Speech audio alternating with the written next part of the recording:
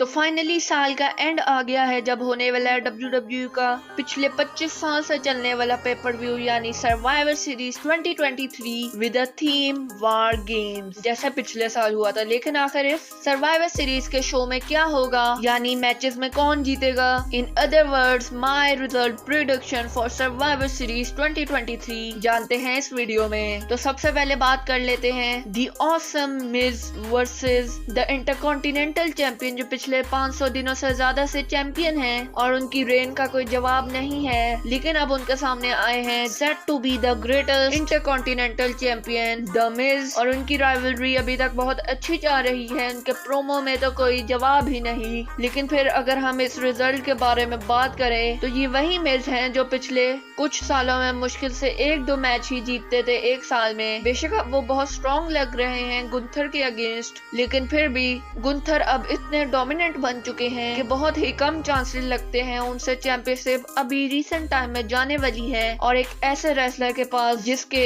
साल में मैचेस जीतने के रेशियो इतनी कम हो तो इसके चांसेस तो बहुत कम लगते हैं। तो मुझे तो ऐसा ही लगता है मेरी प्रेडिक्शन के मुताबिक इस मैच में इजीली या नहीं, इजीली तो नहीं कम से कम, लेकिन थोड़े ही कंपटीशन के बाद गुंथर रिटेन करेंगे अपनी चैंपियनशिप और अपनी ये लेजेंडरी रेन आगे बढ़ाएंगे। फिर सेकंड मैच आता है वो सुपरस्टार जिन्होंने अभी अभी WWE में रिटर्न किया है बहुत सालों बाद, यानी कार्लिटो वर्सेस सैंटोस एस्कोबार, जिन्हें एक साल पहले तो कोई पसंद करता ही नहीं था, लेकिन इस वक्त पहले उनके LWO कैरेक्टर में और अब उनके हील टर्न के बाद सब उनके पीछे पड़ चुके हैं और सब एक्साइटेड है आखिर उनके साथ आगे क्या होगा। लेकिन अब ये ऐसा मैच है जहां कार्लिटो इतने बड़े बेबी फेस हैं कि उन्हें हराया भी नहीं जा सकता। वहीं सैंटोस एस्कोबार ने तो अभी ही हील टर्न किया है तो उन्हें पहला मैच ही हरा दिया जाए। लेकिन फिर एक ऐसा पॉइंट है जिससे मुझे प्रिडिक्शन करने में आसानी होती है, वो ये है कि कार्लिटो की अब एज इतनी ज्यादा हो चुकी है कि रियलिटी तो यही है उनका अब WWE में कोई खास फ्यूचर नहीं है। वहीं सैंटोस एस्कोबार आहिस्ता आहिस्ता इतने अच्छे हील बनते जा रहे हैं कि वो डोमिनिक मिस्टीरियो के लेवल पे जा रहे हैं। तो आखिर क्यों नहीं सैंटोस एस्कोबार को ही ये मैच जिताया जाए और at the end of the day हमारे पास निकल के आए एक ultimate heel Santos Escobar. So my result prediction goes with Santos Escobar. और फिर मे बी रॉयल रंबल के बाद रे मिस्टीरियो रिटर्न करेंगे और तब जाके ये फ्यूड कंटिन्यू होगी रेसलमेनिया के लिए। और अब बात करते हैं the main event of the show, जो कि तकरीबन कंफर्म ही है क्योंकि इसके मुकाबले का तो कोई मैच है ही नहीं, यानी एक वार गेम्स मैच जो इजीली 1 घंटे से ज्यादा चलेगा। और ये मैच है team Cody versus team Judgment Day, जहां टीम कोडी में थे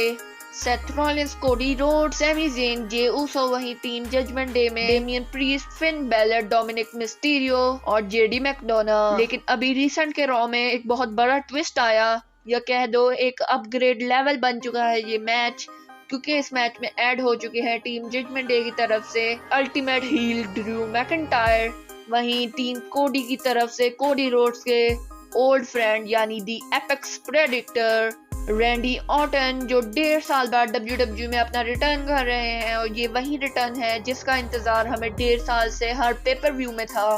फाइनली रैंडी ऑर्टन इस शो में वापस आएंगे और अपना पहला मैच रेसल करेंगे। लेकिन फिर सोचा जाए टीम जजमेंट डे तो एक हील है और उसके हारने जीतने से तो कोई खास फर्क पड़ेगा ही नहीं। वहीं टीम कोडी रोड्स एक ऐसी टीम है जहां पे सारे ही टॉप स्टार्स हैं। लेकिन सबसे बड़ा ट्विस्ट तब आता है जब इस रॉ में सब फैंस ने नोटिस किया कि जब कोडी रोड्स ने अनाउंस किया रैंडी ऑर्टन का रिटर्न, तो उस वक्त जे ऊसो के एक्सप्रेशन इतने अजीब थे कि ये सब देख के फैंस स्पेकुलेट कर रहे हैं कहीं जिनकी वजह से रैंडी ऑर्टन इंजर होके इतनी देर बाहर गए, यानी जे ऊसो रैंडी ऑर्टन आके हील टर्न करेंगे और RKO देंगे जे ऊसो को।